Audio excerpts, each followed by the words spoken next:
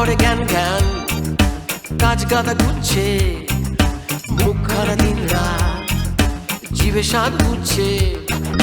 জীবন সার্কাসে ট্রাপিজের খেলাতে, বিবি হাই সুখ নাই ইএমআই ঠেলাতে। একটাই আছে এর মোক্ষম remedy, Care of comedy, care of comedy, care of comedy, care of comedy, care of comedy, care of comedy, care of comedy, care of comedy. ঘুম আসে না রাতে, তাই প্রভাকর বউকে বলল ডেকে, একটু পাটা টিপে দিবি। আহা, ঘুম আসে না রাতে, তাই প্রভাকর বউকে বলল ডেকে, একটু শুধু পাটা, শুধু পাটা, শুধু পাটা। শুধু পাটা একটু টিপে দিবি। আগে এই শুনে বউ জানলা দিয়ে পালালো। বউ তো নয়, যেন পায়রা বিবি। কেমন দিলাম? সৌম্য, তুমি এরকম একটা জঘন্য শায়রি দিয়ে শোটা শুরু করলে? আরে এটা জঘন্য শায়রি নয়, এটার মধ্যে একটা ব্যাপার আছে, একটা ব্যাপার আছে। আজকে কোন গ্রুপ পারফর্ম করছে? A B C D. আরে ধর, বি করছে, সেটা ডিরেক্টলি বল না। বি করছে, তাই পায়রা বিবি। তাই বিবি বিবি করছে। এটা হচ্ছে অ্যাঙ্কারিং এর ultra pro max version. Finally বুঝতে পেরেছেন অম্বরীশ ভট্টাচার্য। এমনি এমনি কিন্তু দূরদর্শন আমাকে ডাকেনি। না না, শোন শোন, হ্যাঁ হ্যাঁ আলট্রা প্রো ম্যাক্স ভার্সন আমার একটা ফোন ছিল, হ্যাঁ। সেটা এখন খারাপ হয়ে গেছে, সেটার সাথে তোর তুলনা করলাম। দূরদর্শনকে জানিয়ে দিই, এইভাবে কিন্তু আমাকে রগড়ালে আমি কিন্তু আর বেশি দিন থাকবো না। থাকবো প্রভাকর? না, খুব বাঁচা যায় বাবা, তাহলে বাঁচা যায়, বাঁচা যায়। শুভ সন্ধ্যা, গুড ইভিনিং। আবার আমরা হাজির হয়েছি এই অম্বরীশ ভট্টাচার্যকে নিয়ে। সেকেন্ড বিচারক, তার জন্য আমার ফিলিংসে কোনো কাট নেই। প্লিজ ওয়েলকাম মিমি দত্ত। যেটা বললাম, আজকে পারফর্ম করবে গ্রুপ বি, কিন্তু কিন্তু কিন্তু একটা চেয়ার ফাঁকা। সেই চেয়ারে আসছেন কে? কে কে? কে? একজন স্পেশাল জাজ। ধন্য হব যদি ওনার অভিনয়ের কিছুটাও পাই ছড়তি পড়তি। Please welcome on stage Biswajit Chakraborty.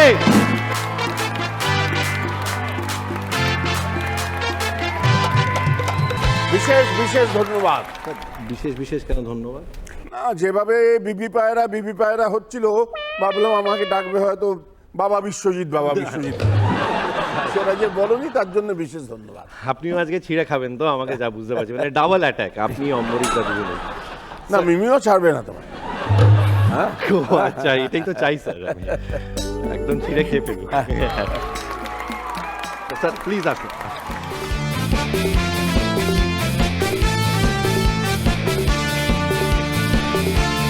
Biswajit sir চলে এসেছেন।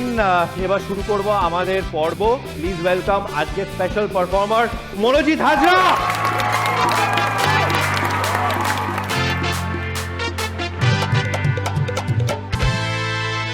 পয়লা এপ্রিল 2026 সাল গিয়েছিলাম এক ইনস্টিটিউশন, হবে নাকি সেখানে ফাংশন ছিল, গুড রিলেশন, তাই ওরা করেছিল আমায় কালেকশন। গিয়ে দেখি নো ফাংশন, ব্যাপার স্যাপার জানছেন, আছে দুই পার্টি লেগেছে ফিকশন। কারণ হচ্ছে ইলেকশন। জিজ্ঞেস করলো আমায় কোন পার্টি ভালো, বললাম মাইকেল জ্যাকসন। হলো অ্যাট্রাকশন, শুরু করলো আমার উপর অ্যাকশন। দেহ ঘুরলো অন্যরকম রিয়াকশন, হয়ে গেলাম অজ্ঞান। এটাই নাকি ওদের ট্র্যাডিশন। ছেলেরা সবাই হসপিটালে করলো আমায় admission. No doctor no sister, ছেলেরা দিল পিটিশন। এলো সিস্টার যেন সুচিত্রা সেন, এলো ডাক্তার নাম তার অসিত সেন। নো কমিশন দিল এক সাজেশন, হবে নাকি আমার অপারেশন। দুজনে করলেন কোলাবোরেশন, ফুরলো আমাকে ইনজেকশন, হলো আমার অপারেশন। পেলাম যখন পারমিশন, হসপিটাল করলো ডিসকানেকশন। এখন আমার গুড কন্ডিশন। হাতে যখন ইমোশন, করি তখন ফাংশন। তাই আপনাদেরকে জানাই কনগ্রাচুলেশন। আমি বাস স্ট্যান্ডে দাঁড়িয়ে আছি, বাস ড্রাইভার আমাকে দেখে কুকুরের আওয়াজে ডাকছে, আপনি সেই মনোজিৎ হাজরা না? বলে হ্যাঁ। আপনি আমার পাশে বসুন। ড্রাইভার সাহেবের পাশে বসে আমার মাথায় হাত। ড্রাইভার সাহেব আপনার কোনো স্পিডোমিটার নেই, আপনার বাস কততে ছুটছে আপনি কি করে বুঝবেন? বুঝে দেখুন, যখন দেখবেন যে স্টিয়ারিংটা কাঁপছে তখন জানবেন গাড়ি আমার 20-তে ছুটছে, যখন দেখবেন আমি কাঁপছি তখন জানবেন গাড়ি আমার 40-এ ছুটছে, যখন দেখবেন সমস্ত প্যাসেঞ্জার কাঁপছে তখন জানবেন আমার গাড়ি 60-এ চলছে। আলা 80-তে চলছে কি করে বুঝবো? বুঝে ওটা তো বলতে পারবো না, পরের দিন খবরের কাগজে পড়ে নেবে। ছোটবেলা থেকে কলকাতা দূরদর্শনের অনুষ্ঠান থেকে বড় হয়েছি। ওদের সব থেকে ভালো লাগতো আমার খবর পড়া, সংবাদ পাঠ। কলকাতা দূরদর্শন খবর পড়ছি বরুণ চক্রবর্তী। আজকের বিশেষ বিশেষ খবর হলো আমাদের প্রখ্যাত অশান্তির কমিটির সম্পাদক শান্তিধর 34টি বিয়ে করার পর বাসর ঘরে বইয়ের কোলে মাথা রেখে পরলোক গমন করেন। মৃত্যুকালে তার বয়স হয়েছিল 4-6 বৎসর। শ্রীধরের অকাল মৃত্যুতে আগামীকাল বাংলা বন্ধের ডাক দেন। পুলিশ সূত্রে জানা যায় যে আগামীকাল বাংলা বন্ধ থাকলেও বাংলা ছাড়া ইংরেজি, ইতিহাস, অঙ্ক, ভূগোল সবই খোলা থাকবে। খবর এখানেই শেষ হলো। এই খবরটা যদি রবি ঘোষ পড়তেন তাহলে কেমন ভাবে পড়তেন? কেমন ভাবে? একদম বিচ্ছিরি ব্যাপার। হ্যাঁ, মানে কলকাতা দূরদর্শন খবর পড়ছি আমি, রবি ঘোষ, একদম বিচ্ছিরি ব্যাপার। আমার বন্ধু অশান্তি কমিটির সম্পাদক শান্তিধর খুব লুজ ক্যারেক্টার, মানে 34টা বলা বিচ্ছিরি ব্যাপার। হ্যাঁ, একদম বিচ্ছিরি ব্যাপার। আগামীকাল বাংলা বন্ধ থাকবে, কিন্তু বাংলা বন্ধ থাকলেও সব বাংলা চালু থাকবে। খবর আমি এখানেই শেষ। সবাই পড়াশোনা করতে চায়, বিশেষ করে দেখবেন সমস্ত মানুষ কিছু পড়ুক আর না পড়ুক অ আটা পড়ে থাকে, যে যেখানে পারে, ঝোপে ঝাড়ে বনে জঙ্গলে খালে বিলে অ আ সবাই পড়ছে। এই যে পড়াশোনার হাওয়াটা, এই হাওয়াটা নদী নালা খাল বিল পুকুর ডোবা সব জায়গায় ঢুকে গেছে। পুকুরের মধ্যে ব্যাঙ থাকে, তো সেই ব্যাঙের ইচ্ছা হয়েছে আমি অ আ পড়বো। আমি ব্যাঙের মুখটা করছি, পড়াটা বলছি।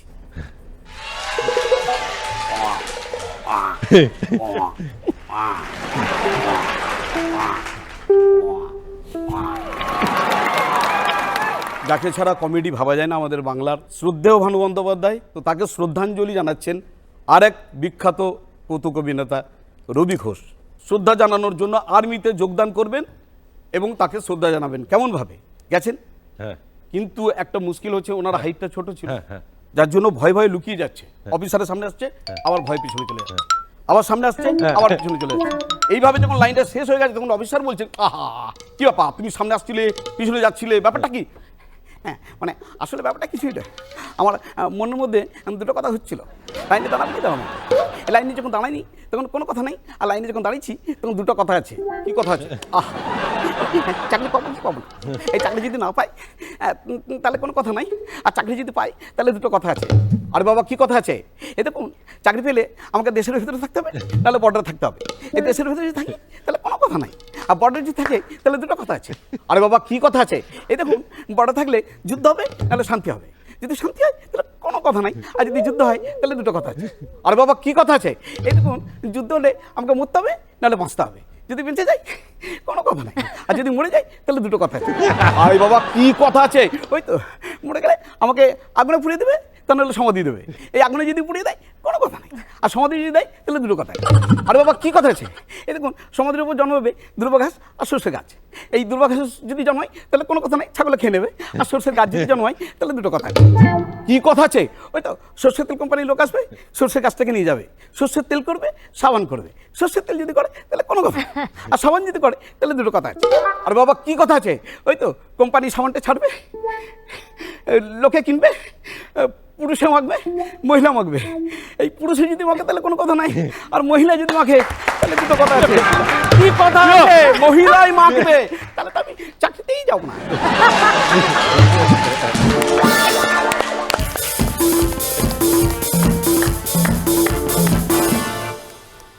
এত বছর বাদে you are back with a bang, তাই তো?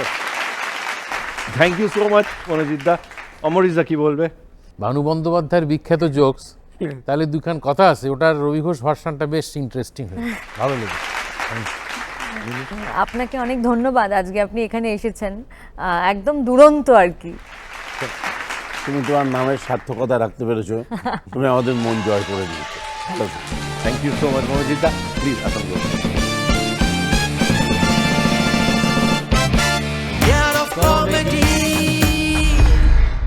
শুরু করছি গ্রুপ বি এর প্রথম পারফরমেন্স। বিশ্বজিৎ স্যার, প্রথমেই ডুয়েট পারফরমেন্স আছে। হ্যাঁ, পূর্ব বর্ধমান থেকে অভিজিৎ আর পশ্চিম মেদিনীপুর থেকে বিধান।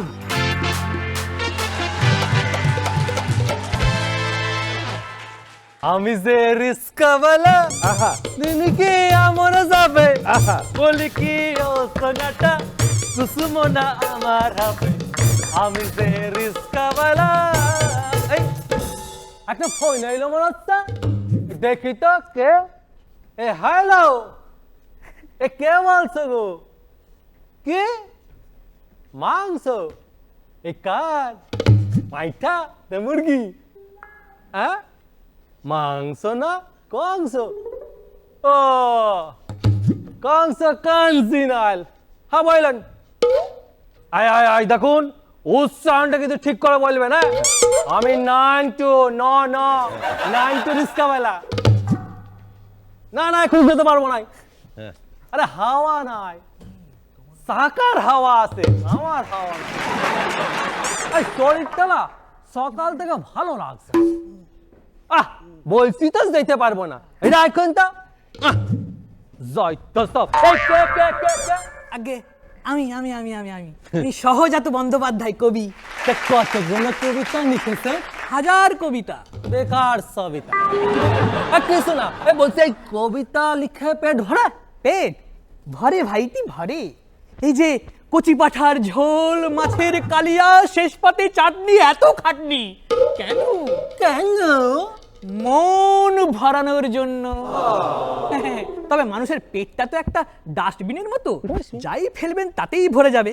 তবে জীবনটা না কবিতার মতো, ফুলে গন্ধ নেই আর জীবনে ছন্দ নেই, সে তো ভাবতেই পারি না বাবারে।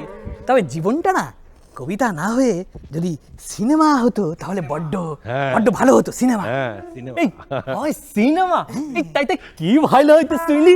শুনলেন? হ্যাঁ, ভাবি মনে তোমায় যদি কাছে পেতাম একটু, জীবনটা তো সিনেমা নয়, নইলে নিয়ে নিতাম টেক 2। আমার কিন্তু কিছুই মাথায় ঢুকছে না। ঢুকবে ভাই, ঢুকবে ঢুকবে, একটু চেষ্টা করলেই ঢুকবে। হ্যাঁ, আচ্ছা, আপনি আপনার জীবনে কোনোদিনও এক লাইনও কবিতা লেখেননি? এই কবিতা? হ্যাঁ, ছোটবেলায় পদ্মকে একটা নাম নেটা লিখেছিলাম। Love letter? কিরকম শুনি। পদ্ম পদ্মার তোকে ভালোবাসি দইদার। পদ্ম পোদ্দার নামটি তো বেশ অন্য।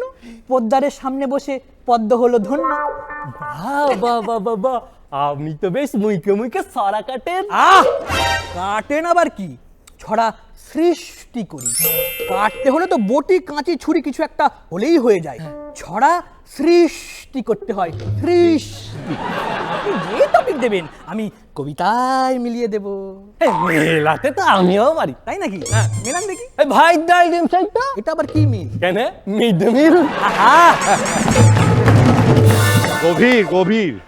এই মিল সে মিল নয়। আমি বুঝে গেছি। বুঝে গেছে? হ্যাঁ, এই শুভশ্রীকে ভিলেন এসে তুলে নিয়ে গেল।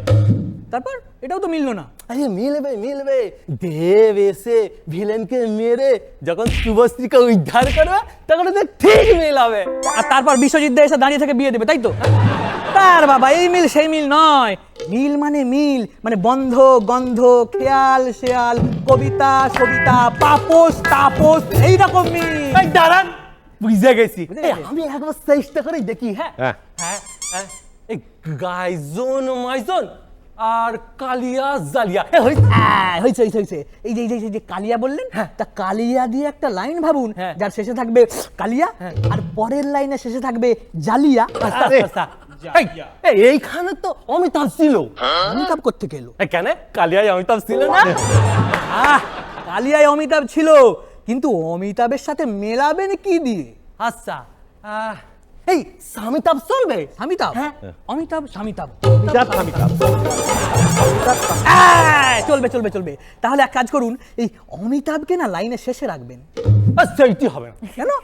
কারণ অমিতাভ যা খড়ে হতে লাইন ওই শুরু হতে দেয়ার বাবা, আপনি তো সামান্য ছন্দ মিলিয়ে লাইন মারতে পারছেন না। কে নাইন মারা আপনার কাছে সামান্য বইলে মনে হয়? হ্যাঁ, আপনি জানেন পদ্মকে আমি কবে থেকে নাইন মারছি, আমার পাইতাই দিচ্ছে না। দেবেও না। কেন?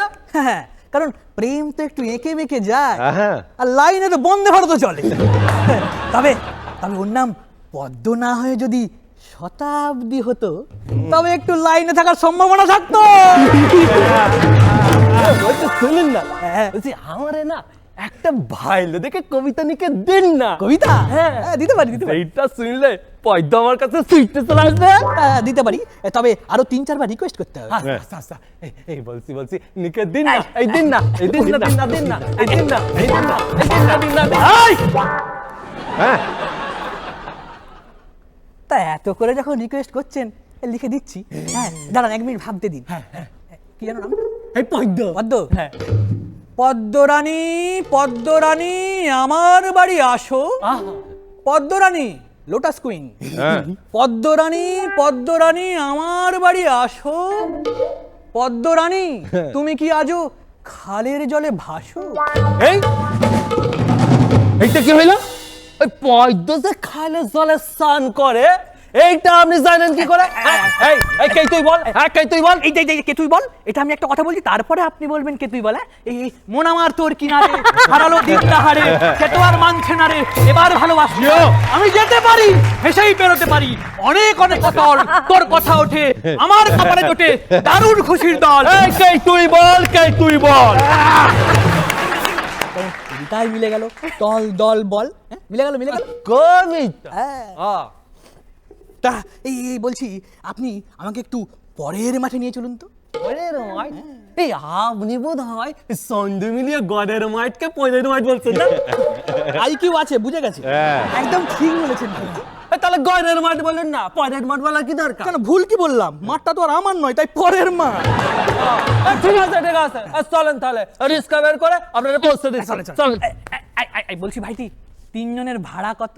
3 জন? আমি তো একা। একা নয়, मैं और मेरी तन्हाई। একজন আমার শিল্প সত্তা। তাহলে 70 টাকা লাগবে। আপনি আর আপনার তানহাই 40, আর আপনার শিল্প সত্তা 30 টাকা।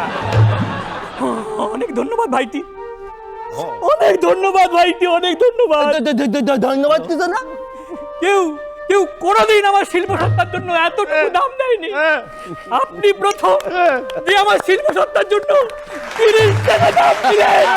30 টাকা, এক প্লেটে 3টে পরোটা, একটা সেদ্ধ ডিম, একটা আপেল। 30 টাকা, 30 টাকা দাম দিলেন। চলেন। বলছি ভাড়াটা একটু কম হবে তো? ঠিক আছে, 60 টাকা দেবেন। 60 টাকা? 60 টাকা নেই, তাহলে 50? 50? 50 তো নেই। 40? ঠিক আছে, চলেন। বলছি আর একটু কম হলে হতো। বলছি একেবারে ফিরেতে গড়ের মাঠ দেখবেন? এবারে ফেরিতে দেখবো, 1 টাকাও লাগবে। দেখবো। এই দেখুন, ওকে, এইটাও গড়ের মাঠ দেখা গেছে। চলেন। আহা, আপনাকে আমি 40 টাকাই দেবো, কিন্তু আপনার যেদিকে 2 চোখ যায় আমাকে সেদিকে নিয়ে চলুন তো। আচ্ছা, তাহলে ঠিক আছে। আর চলেন। এই কি হলো? বলছি, যাওয়ার আগে এই ওইনাদের কিছু বলে যাবেন না? হ্যাঁ, হ্যাঁ, হ্যাঁ। এনাদের? হ্যাঁ, হ্যাঁ, হ্যাঁ। হ্যাঁ, বলছি। সবাইকে আনন্দ দিতে চাই, হ্যাঁ। সবার মুখে ফোটাতে চাই হাসি। সবাইকে, হ্যাঁ, হ্যাঁ, সবাইকে কিন্তু- প্রভাকর, সবাইকে। হ্যাঁ, আকবর, হ্যাঁ। সবাইকে আনন্দ দিতে চাই, হ্যাঁ। সবার মুখে ফোটাতে চাই হাসি। হাসি। তবে আর যাই বলবো না, বলবো আসি।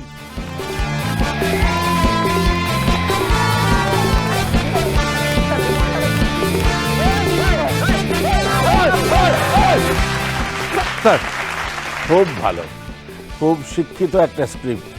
এর মধ্যে এত রসবোধ আছে, কাব্যবোধ আছে, এবং রসদ মানা হাসি তো আসেই। দারুণ, দুর্দান্ত। আমি তো উঠে দাঁড়িয়ে Yes. তোমরা দুজনেই আমার, এবার বসে বলি, তোমরা দুজনেই আমার খুব খুব প্রিয় হয়ে গেছো। তোমাদের মধ্যে খুব ফ্রেশনেস আছে, আর এটাকেই রেখো একদম। এত এনার্জি, এত সুন্দর স্ক্রিপ্ট, আর সেটাকে দুজনে এত সুন্দর করে দুটো চরিত্রে, এমন মানে চরিত্র থেকে এতটুকু বেরোনি কেউ। এটা হচ্ছে সব থেকে মজার। কোথাও কোনো কোঅর্ডিনেশন ঘাটেনি, কোথাও মানে আমরা কোথাও ডিস্ট্রাক্টেড হইনি।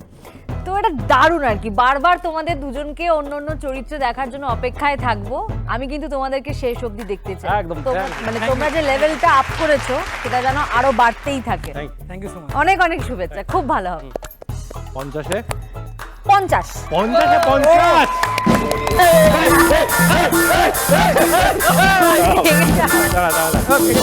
তারপরে অম্বরীশদা যদি 0 ফিরো দিয়ে দেয়, অম্বরীশদা যেটা আজকে তোমাদের পারফরমেন্সে পরিষ্কার বোঝা যাচ্ছে যে তোমরা প্রচুর রিহার্সাল করেছো, ফলে কনফিডেন্স ছিল একদম 100%।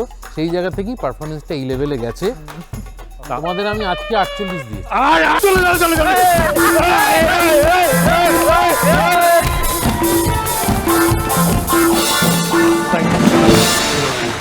এখানে আমাদের পরের পার্টিসিপেন্টকে জামুরিয়া আসানসোল থেকে মনে পড়েছে, অনিন্দ ব্যানার্জি।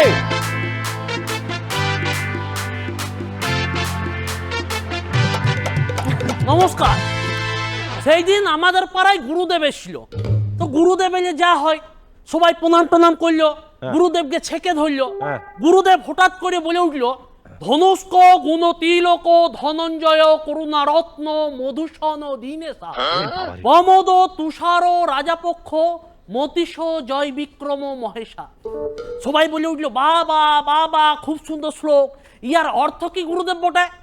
তখন গুরুদেব বললেন, জীবনে সব কথাকে এত গম্ভীরতার সাথে গ্রহণ করা আবশ্যক না। এইটা কোনো শ্লোক না, এইটা হলো শ্রীলঙ্কা ক্রিকেট দলের খেলোয়াড়দের নাম।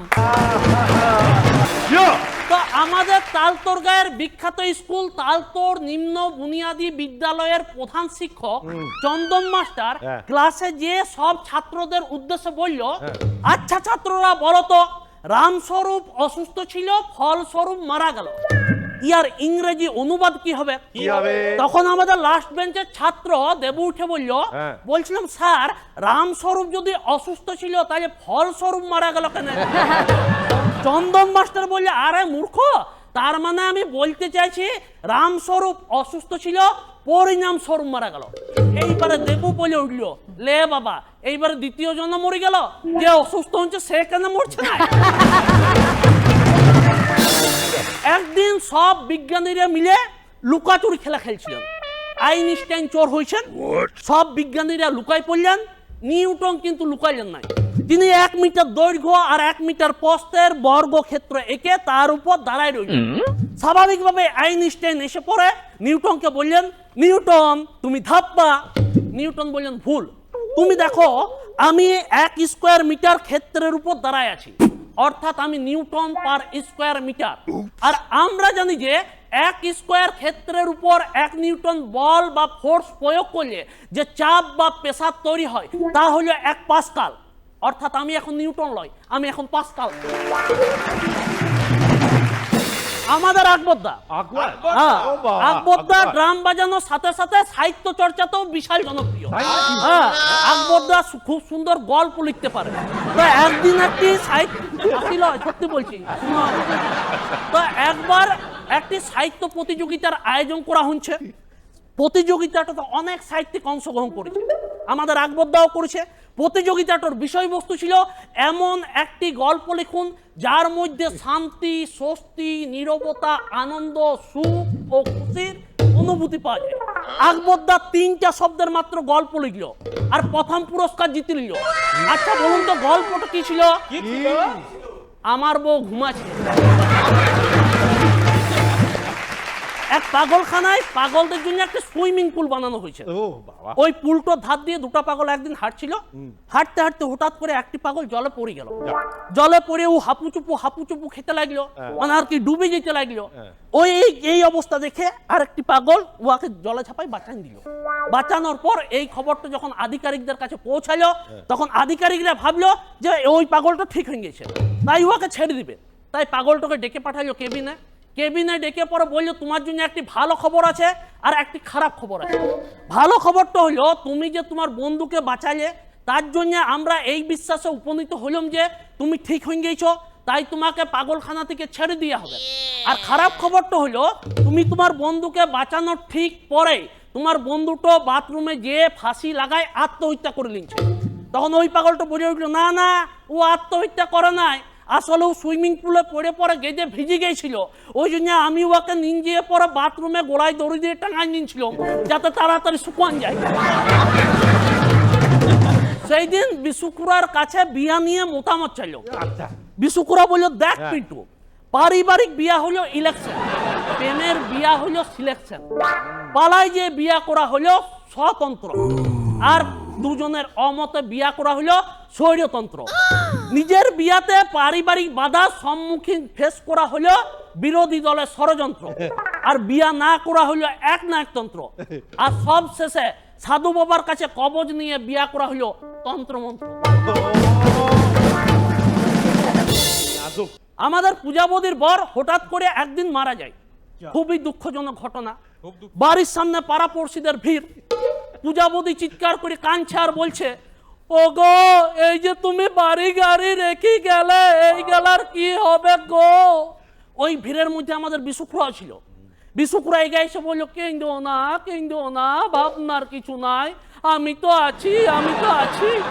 এবার পূজাবতী বলল, ওগো এই যে তুমি কালকে একটি সোনার ঘড়ি কিনলে, তুমি ছাড়া ঘড়িটা অচল হয়ে যাবে গো। তখন বিশুকুরা বললো, কেঁদো না, অচল কেন হবে গো, আমি তো আছি, আমি তো আছি। এইবার পূজাবতী বলল, ওগো তুমি যে অ্যাকাউন্টে এত টাকা রেখে গেলে, তুমি ছাড়া হয়ে গেলে সব ছেঁড়া কাগজ হয়ে যাবে গো। তখন বিশুকুরা আবার বলল, কেঁদো না, ছেঁড়া কাগজ কেন হবে গো, আমি তো আছি, আমি তো আছি। এইবার পূজাবতী বলল, ওগো তুমি যে 8 লাখ টাকার ঋণ রেখে গেলে, সেইটার কি হবে গো? এইবারে বিশুকুরা ভিড়ের দিকে তাকাইলো, তারপর বলল, ভাই সব এতক্ষণ আমি একাই সান্ত্বনা দিলাম, এইবার তোমরাও কিছু বলো। Thank you.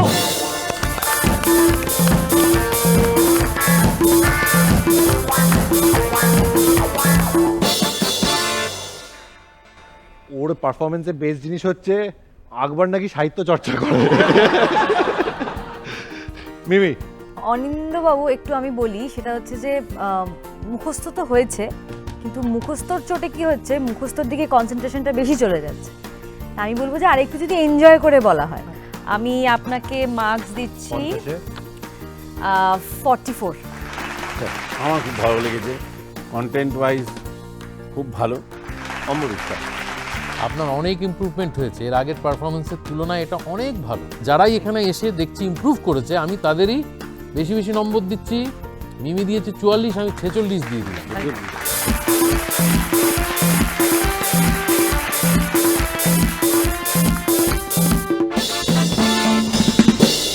দেখে নেবো আমাদের পরের পার্টিসিপেন্টকে। মথুরাপুর দক্ষিণ 24 পরগনা থেকে ঈশানী মান্না।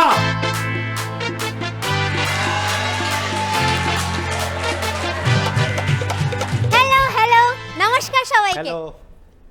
আচ্ছা, আপনারা কি কখনো খেয়াল করেছেন আমাদের জীবন এখন আর আমাদের নেই? ওটা এখন মার্ক জুকারবার্গের ভাড়াটে বাড়ি হয়ে গেছে। রেস্টুরেন্টে খাবার অর্ডার করার পর আগের লোকে সেটা খায় না, আগে ওটার ছবি তো। আরে ভাই, স্যুপটা ঠান্ডা হয়ে আইসক্রিম হয়ে যাচ্ছে, তবু এদের অ্যাঙ্গেল মিলছে না। মনে হচ্ছে খাবারটা ওরা খাবে না, ওটা আধার কার্ড বানাবে। ফোন ছাড়া আমাদের অবস্থা এখন এমন হয়ে গেছে যে একদিন ফোন ছাড়া বাথরুমে ঢুকলেও মনে হয় কোনো একটি নির্জন দ্বীপে চলে এসেছে। সেদিনকে হঠাৎ টেকনিক্যাল কারণে সোশ্যাল মিডিয়া বন্ধ হয়ে গেল। আমি ঘর থেকে বাইরে বেরিয়ে দেখলাম আমাদের দেওয়ালের রং হলুদ। আরে এ ঘরে দুটো জানলাও আছে। ও মা, এ আমার ভাই, এ এত বড় হয়ে গেছে। ফেসবুক মেসেঞ্জারে একটি ছেলে একটি মেয়েকে লিখেছে, ঘুমলে স্বপ্ন পাঠাও, জেগে থাকলে স্মৃতি পাঠাও, হাসলে সুখ পাঠাও, আর কাঁদলে চোখের জল পাঠাও।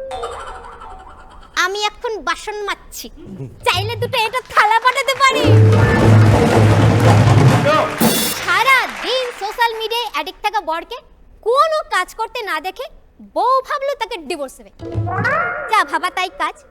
উকিলের কাছে গেলে উকিল বলো 10,000 টাকা লাগবে। বউ বলে, হে আপনার মাথা খারাপ নাকি? আরে পুরোহিত 101 টাকা আমাদেরকে বিয়ে করিয়েছিল। তখন উকিল বলল, সস্তার অবস্থা তো দেখতেই পাচ্ছেন। সব শেষে বলি, হ্যাঁ আমাদের লাইফটা না হ্যাঁ। এখন লাইকের উপর দাঁড়িয়ে আছে। একদম না মানে কাল যদি আমি মারা যাই, হ্যাঁ। দেখবেন 4 জন আমাকে কাঁধে করে নিয়ে যাচ্ছে, হ্যাঁ। আর একজন লাইভ করতে করতে যাচ্ছে। হ্যালো বন্ধুরা, এক সেকেন্ড, অ্যাঙ্গেল মিলছে না। হ্যালো বন্ধুরা, আজ আমাদের বৌদির বিসর্জন। এরকম আরো বিসর্জনের ভিডিও দেখতে আমাদের চ্যানেলটা সাবস্ক্রাইব করুন। বিসর্জন চলছে, দাদারা বাজা।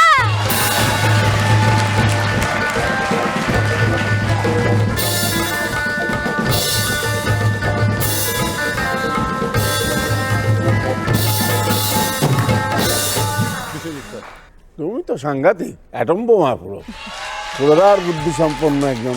এবং সোশ্যাল মিডিয়া এবং মডার্ন টেকনোলজির ওভার ইউজের যে কুফল, তার উপর যে তির্যকগুলো তুমি করেছো, এটা ভীষণ বুদ্ধিমত্তার পরিচয় দেয়। Thank you sir. And you are also a very good performer. Keep it up.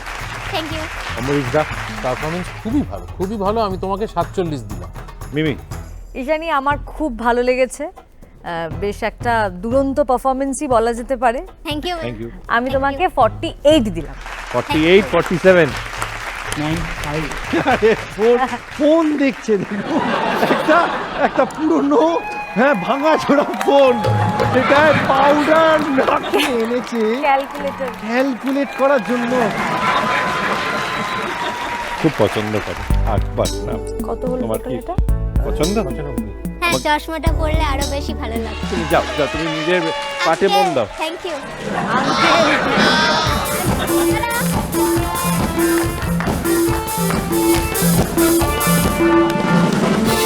Year of comedy. জমে গেছে আজকের এপিসোড। এবার ডেকে নেব আমাদের চতুর্থ পার্টিসিপেন্ট। তপস্বিনী কর্মকার। ও কি করে জানলো? হ্যাঁ সেটাই আমি ভাবছি। তপস্বিনী কর্মকার।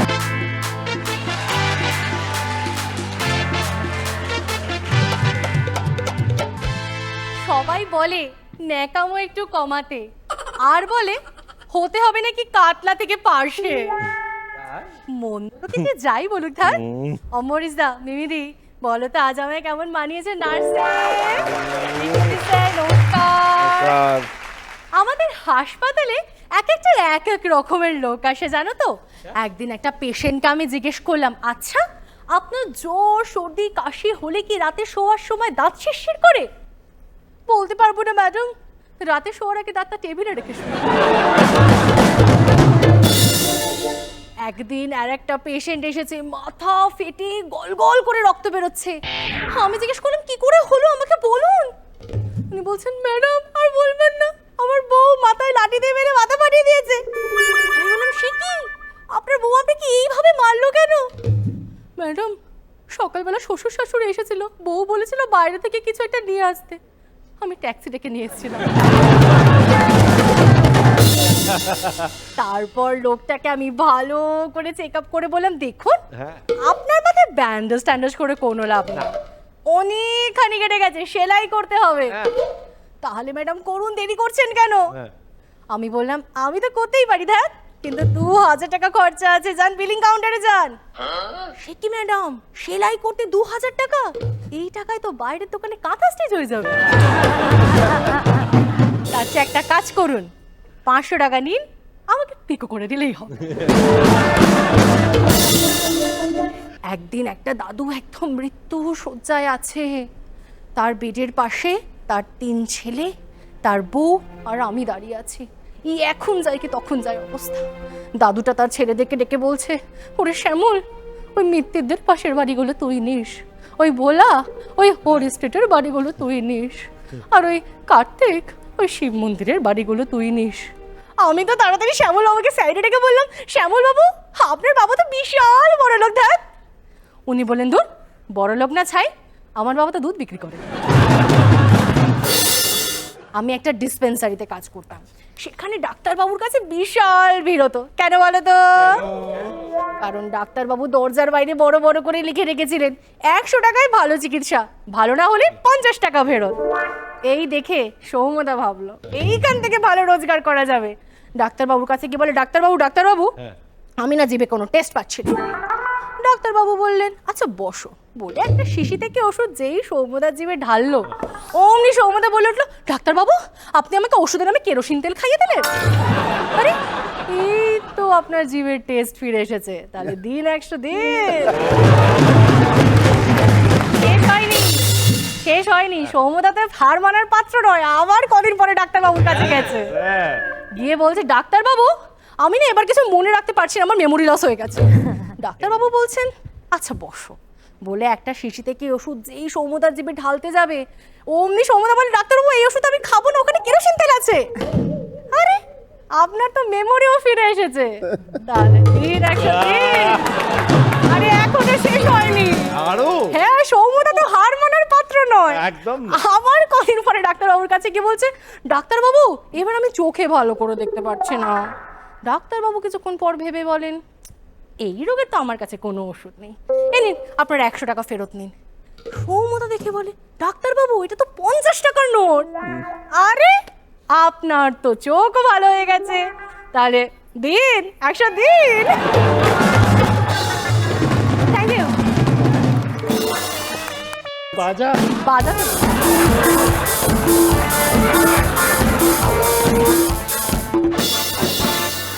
আর এখন বাজিয়ে কি হবে, কি বলবো অম্বরীশদা। আজকে ওদের মার্কিং পরে করবো। খুব উত্তর দিচ্ছিল, এরকম মন দিয়ে কারুর পারফরমেন্স দেখে। তাই না? Thank you. বলবে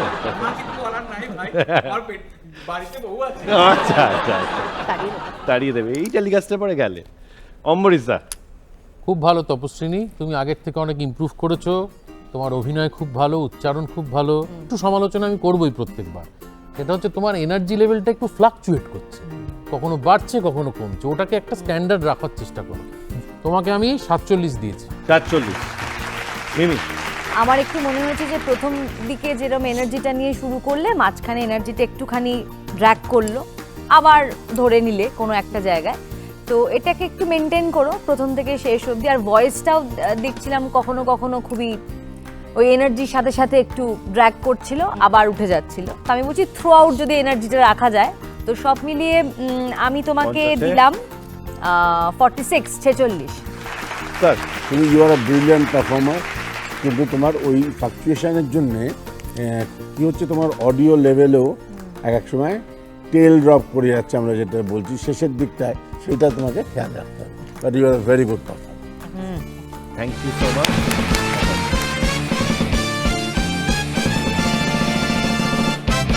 জমে গেছে আজকের এপিসোড। গড়িয়া থেকে সুশান্ত কুমার দে,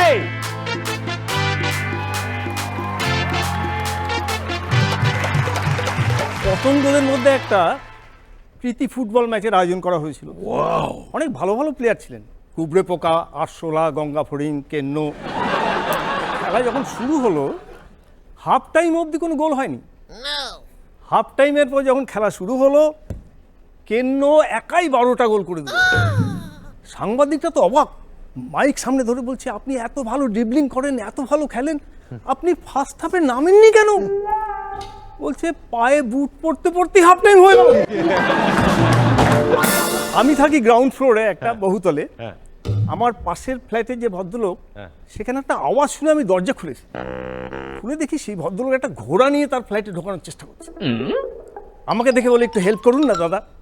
হ্যাঁ অবশ্যই। আমি সাথে সাথে তার দরজাটা খুলে দিলাম, সে ঘোড়াটাকে টেনে ফ্ল্যাটে ঢোকাবে, আমিও তার সাথে লাগামটা ধরে টানলাম, এইভাবে ফ্ল্যাটে ঘোড়াটা ঢুকিয়ে দিয়ে দরজা আটকে দিলাম। ভদ্রলোক বলছে, এখনো শেষ হয়নি দাদা, ঘোড়াটাকে একটু বাথরুমে ঢোকাবো। বাথরুমে ঢোকাবেন? ঠিক আছে। আবার সে ঠেলে ঠেলে ঘোড়াটাকে আমরা বাথরুমে ঢোকালাম। ঢোকানোর পর ছিটকেনি আটকে দিয়ে হাঁপিয়ে গেছি। ভদ্রলোক বলছে, আমার স্ত্রী তো নেই, একটু কোল্ড ড্রিঙ্কস খান। হ্যাঁ চলতে পারে।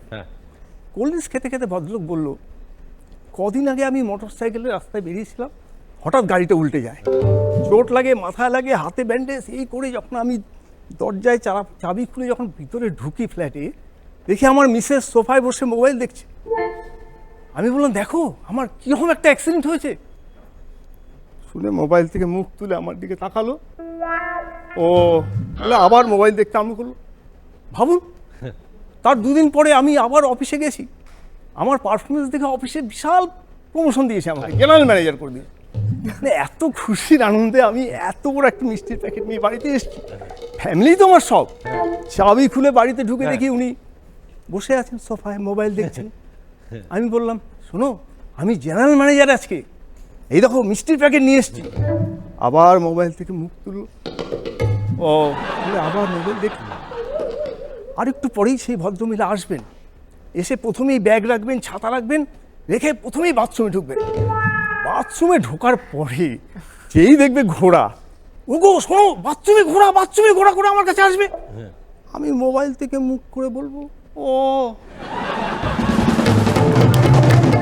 দূরপাল্লার বাস কলকাতা থেকে রাঁচি যাচ্ছে। আমার বন্ধু ওর মধ্যে ছিল, প্রবীর বলছিল, তা সেই বাসের মধ্যে কলকাতা জাস্ট ছাড়িয়েছে কি ছাড়ায়নি, হঠাৎ করে একদল ডাকাত প্যাসেঞ্জার সেজে তারা বসেছিল। তারা উঠে দাঁড়িয়ে কেউ অস্ত্র শস্ত্র বার করে সবার কাছ থেকে টাকা লুট করছে, সবার কাছ থেকে টাকা নিচ্ছে, বার কর টাকা, সুটকেস খোল, ব্যাগ খোল। তখন যে ওদের যে ডাকাতের সর্দার, সে ড্রাইভারের দিকে যে ওয়ালটা থাকে সেদিকে পিঠ লাগিয়ে সে একটা নোটবুক বার করে সে হিসাব করছে। খালি কালেকশন শুরু হয়ে গেছে। 22 নম্বর সিট 300 টাকা, 24 নম্বর 8000 টাকা, এইভাবে কালেকশন হচ্ছে। আর সর্দার সব নোট করে যাচ্ছে। সব কালেকশন যখন হয়ে গেল, 15 মিনিট ডাকাতে শেষ, তখন সেই ডাকাতের সর্দার হিসাব টিসাব করে বলল যে ডাকাতি ক্যান্সেল, সবার টাকা সবাইকে ফেরত দিয়ে দাও। সবাই অবাক, সবার টাকা সবাই ফেরত পেয়ে গেল।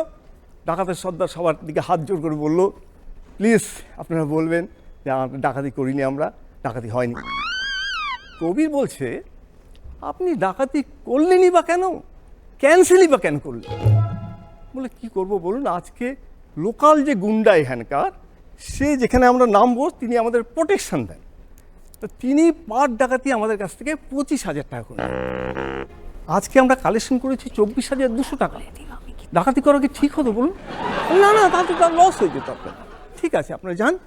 তারা নেমে গেল, বাস ছাড়লো, আবার বাস নেমে। এইবার সেই লোকাল গুন্ডা সানগ্লাস পরে রাত্রিবেলা উঠেছে, সেই বাসে উঠেছে, সবাই বলছে ডাকাতি হয়নি।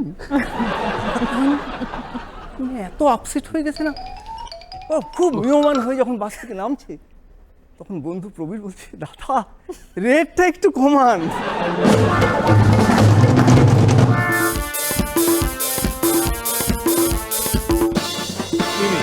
একটু গল্প শোনানোর মতন বিষয়টা, যেটা আপনাকে দেখলেই মনে হয় আপনি খুব সুন্দর একটা গল্প বলছেন বা গল্প বলবেন, সেটা আমার ভালোই লাগছে।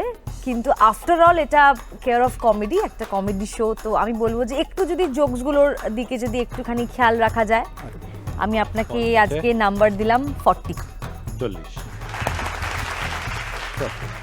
আপনার গল্পের মধ্যে যে মজাগুলো ছিল তার সবটা আপনার পারফরমেন্সে বেরোয়নি। একটু ইনকনফিডেন্ট লাগছিল, একটু আনসার্টেন লাগছিল। এনজয় করতে করতে করুন। সুশান্তবাবু, আপনাকে খারাপ কিছু বলতে আমার প্রচন্ড কষ্ট। হ্যাঁ, আপনাকে আমার খুব ভালো লাগে। আপনি ভীষণ ভালো একজন মানুষ, সেটা আপনার একটা মস্ত বড় প্লাস পয়েন্ট। কিন্তু স্ট্যান্ড আপ কমেডিতে সেটা সবচেয়ে বড় মাইনাস পয়েন্ট। কারণ স্ট্যান্ড আপ কমেডি করতে গেলে একটু দুষ্টু হতে হয়। এই বয়সে এসে তো আপনি আর দুষ্টু হতে পারবেন না দাদা, সেটা আমি বুঝে গেছি। এই যা করতেন সেটাকে আর একটু বেটার করার চেষ্টা করুন।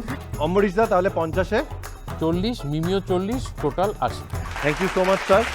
দুষ্টু হতেই হবে আপনাকে, ঠিক আছে? পরের পর্বে দেখা হচ্ছে আবার। ও thank you so much.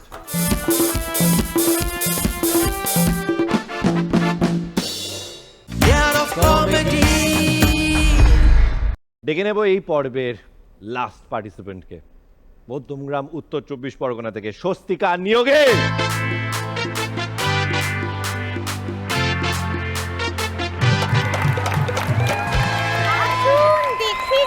Kolkata দেখে যান, কলেজ স্ট্রিটের গই আর কেওড়াতলার খই, না দেখলে না খেলে জীবন হবে বৃথা। এই যে ম্যাডাম, কি নাম আপনার, প্রিয়াঙ্কা না কৃথা? আমি স্বস্তিকা। গা, নাইস টু মিট ইউ। আমি হলাম টমি। চলুন আপনাকে কলকাতাটা ঘুরিয়ে দেখাই। আমি যে কলকাতার নই আপনি জানলেন কি করে? আপনি টুরিস্ট ছাড়া অন্য কেউ হতেই পারেন না।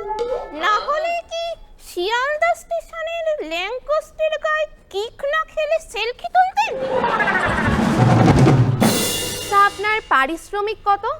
পরিশ্রমের কোনো দাম নেগো না ম্যাডাম, ভালোবাসার নেগো। মানে?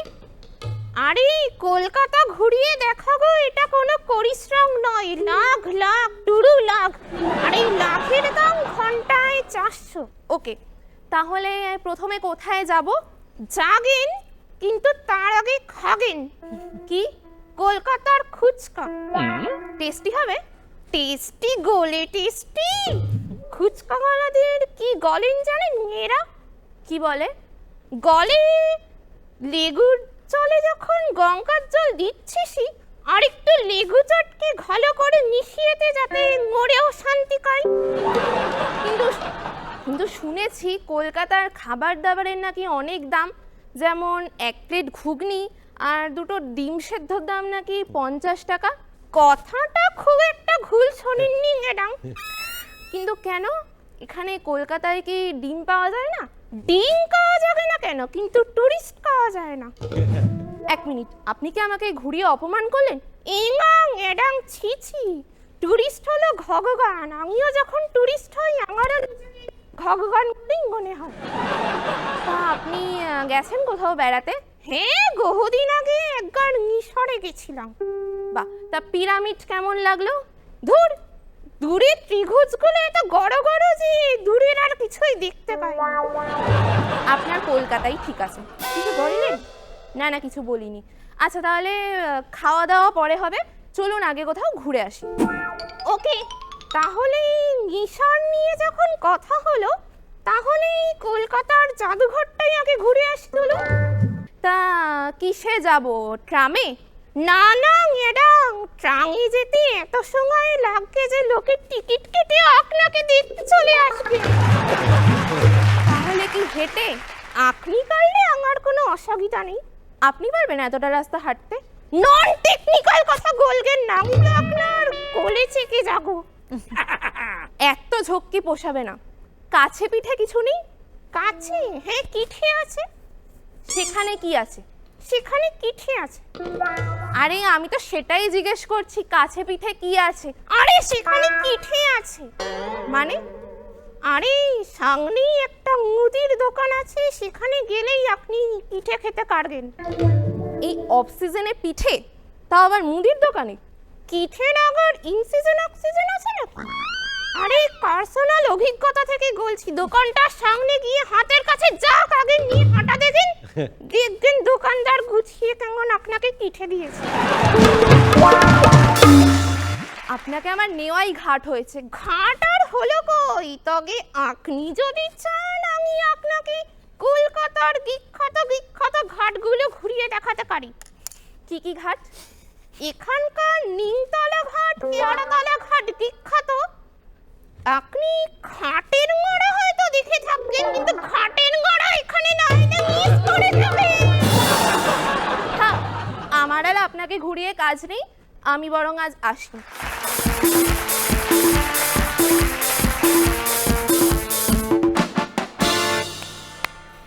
বিশ্বজিৎ স্যার, আমাদের এখানে দুজন ফিমেল ভেন্ট্রিলোকুইস্ট, এবং আমরা তো সবাই জানি যে মেল ভেন্ট্রিলোকুইজম আমরা দেখেছি, স্ক্রিনেও দেখেছি, but she is one of them. কি বলবেন? আমি অত্যন্ত সৌভাগ্যবান তোমার সামনে বসে আছি, থ্যাংক ইউ। একজন লেডি ভেন্ট্রিলোকুইস্ট। অতএব তোমাকে কমেডি শোয়ের রেটিং কি দেবে সেটা ওরা দেবে, but hats off to you. Thank you. Ambarish দা, তোমার থেকে তোমার পুতুল বেটার পারফর্ম করছে। হ্যাঁ, এটা খুব বিস্ময়ের ব্যাপার। ও কি করে তোমার থেকে ভালো করছে আমি বুঝতে পারছি না। তোমাকে ওর থেকে ভালো করতে হবে, দুজনের মধ্যে টক্কর হতে হবে, তবে জমবে মজা। তোমায় 40 দিলাম আমি। জোকসের দিকে আরেকটুখানি মন দিলে ভালো হয়, আর এটা খুবই কঠিন কাজ, কিন্তু ভালো হবে, খুব ভালো হচ্ছে, আরো ভালো হবে। ঠিক আছে, এবার আমার স্কোর হচ্ছে 41। Thank you so much. তো সেটা দেখা হচ্ছে পরের রাউন্ড। এবার আমরা দেখে নেবো গ্রুপ বির পার্টিসিপেন্টরা একসাথে কে কত পেয়েছে। অভিজিৎ আর বিধান 98, অনিন্দ ব্যানার্জি 90, ঈশানী মান্না 95, তপস্বিনী কর্মকার 93, সুশান্ত কুমার দে 80, স্বস্তিকা নিয়োগী 81। অম্বরীশ দা বলো কি বলবো? আরে পার্টিসিপেন্টদের নিয়ে বলো, আমাকে নিয়ে তো বলেই যাও তোমরা। তোরা দুজন একটা নাচ করে শেষ কর না একসাথে ডুয়েট। অম্বরীশ দা যখন বলেই দিয়েছে, যাওয়ার আগে মিমি দত্তকে রিকোয়েস্ট করব উনি যদি আমাকে একটু কোম্পানি দেন।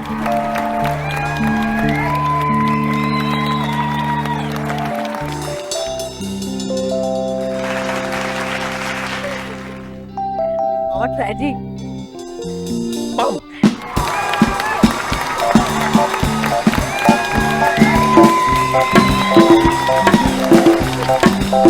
এর থেকে ভালো